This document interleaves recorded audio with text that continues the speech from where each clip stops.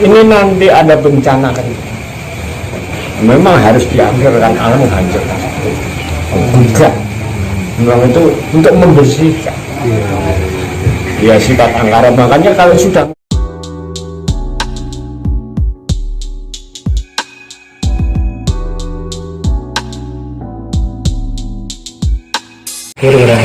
ya. Kan lama kenal, berinteraksi dengan Rendra. Bagaimana yang lalu melihat sosok Rendra itu, karena ini orang sangat diidolakan banyak orang sebenarnya. Istri yang dicerai aja setelah beliau meninggal masih mau datang membacakan sebuah puisi. Ini kan orang pilihan. Gimana menurut panjenengan sosok Rendra? Nah, makanya seperti ini peradaban hancur itu karena awal mulanya itu terpanggil. Seperti ini Jawa garis baru yang terpanggil itu akhirnya tereliminasi menjadi terpilih, kan itu. Jadi sebenarnya Rendra itu pernah mengatakan ini puisi apa, ini teater apa, ini justru itu mengetuk jiwa saya. Rendra itu ada di kesadaran saya. Bahkan ketika sudah selalu begitu, dia bilang, injaklah kepala saya, lalu cepatlah meloncat tinggi. Itu dia memantik supaya ketika kamu ketemu di dalam diri kamu Cokromanggul dengan jangan hanya seperti ini, mengulang dan mengulang. Ini kamu itu seorang seniman.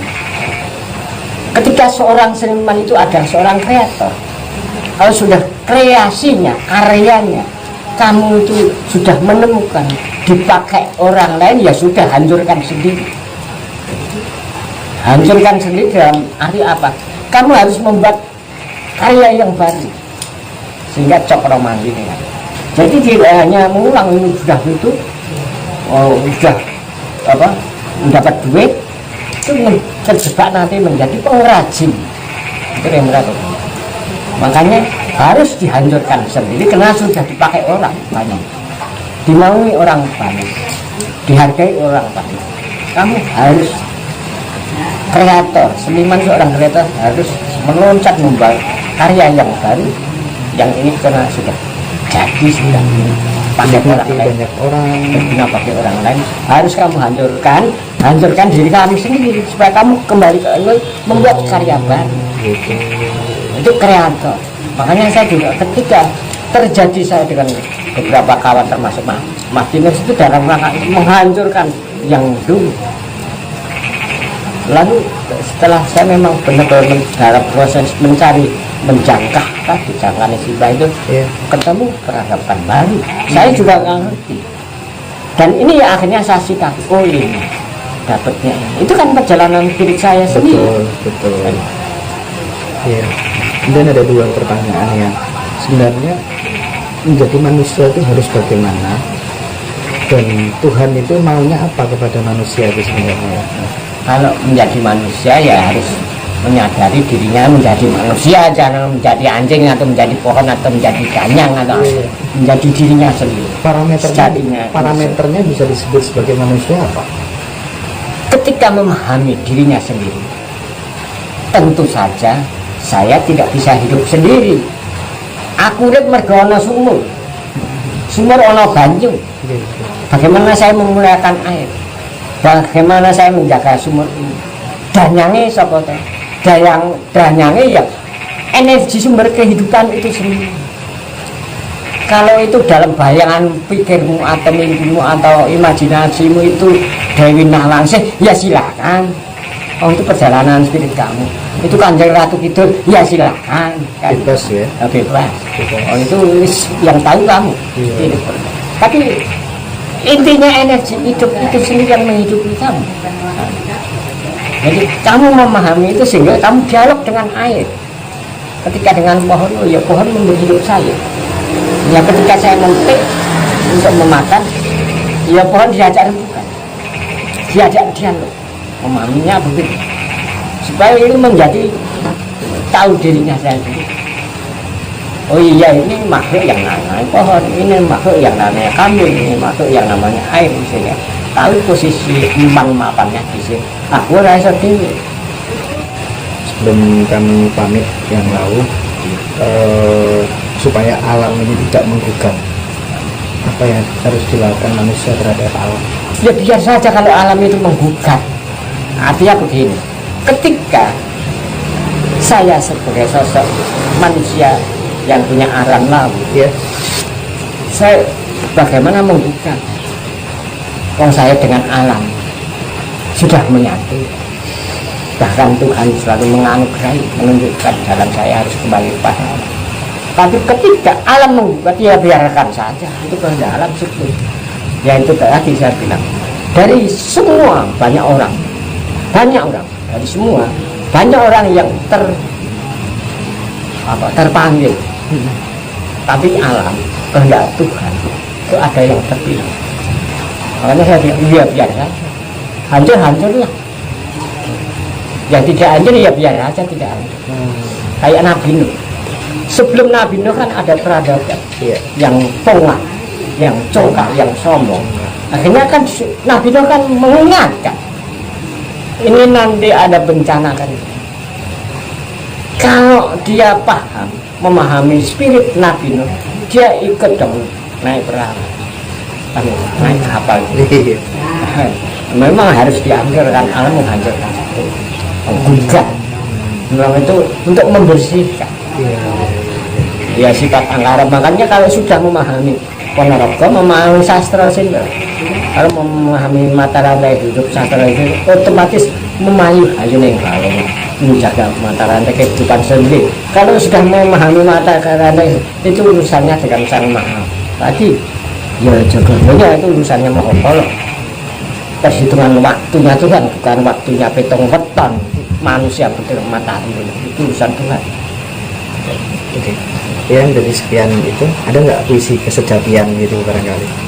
Puisi Tentang kesejatian ketuhanan atau kesejatian saya ingin dibacakan sebagai penutup perjumpaan kita pada kesempatan malam hari ini yang lalu warta. Nah ini sebenarnya yang tadi awalnya Ya. yang saya baca itu mantra Ya. sang kansir kacipat arang sang parang saguna langgeng itu mantra. Lalu suluk itu adalah ungkapan manusia memahami siapa Tuhan. Ini tidak bacakan.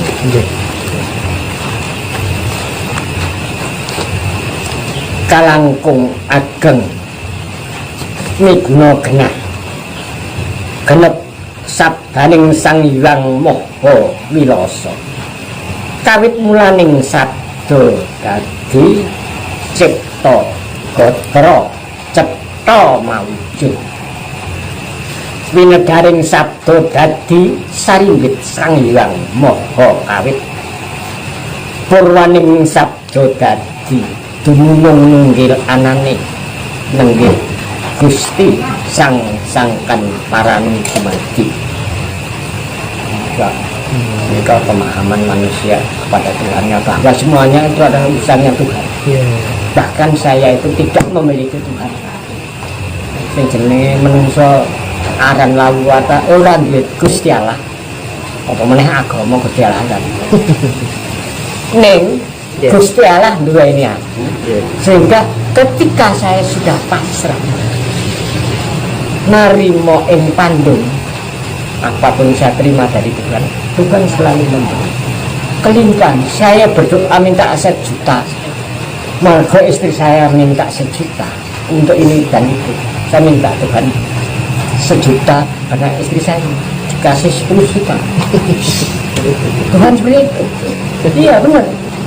Terus ya terima kasih Tuhan. Tuhan memberi 10 juta, tak kasihkan istri saya 1 juta karena dia minta. Yang 9 juta bukan untuk saya, yang minta istri saya. Tak bagikan siapa yang butuh. Tuhan terima kasih. Kelebihan darimu, dari permintaanku ini, saya kembalikan kepadamu melewati alam dan kehidupan siapapun yang membutuhkan. Kalau aku nganggur, itu bukan hak saya. Hak istri saya 1 juta. Tuhan memilih 10 juta bukan hak saya. Barangkali Tuhan itu ketika muncul istilahnya memberi kelimpahan, Iya. itu justru menguji. Iya, yang lalu apa? Iya. Terima kasih banyak ya. Terima kasih. Mudah-mudahan ini membawa kebermanfaatan untuk saya dan teman-teman semuanya. Ya, harapan saya juga gitu. Karena saya punya pengalaman, Iya. barangkali bagi orang lain dianggap unik. Iya. Orang lain, saya berani memastikan pengalaman saya itu memang unik. Karena ini perjalanan saya sendiri yang tahu saya sendiri. Iya, iya. Ketika orang memahami seperti itu, dan ketika pengalaman itu diminta, saya kasihkan. Iya, iya. Bahkan sampai kauruh yang telah saya lakukan itu bisa dilihat, saya kasihkan semuanya. Jangan hanya itu saja.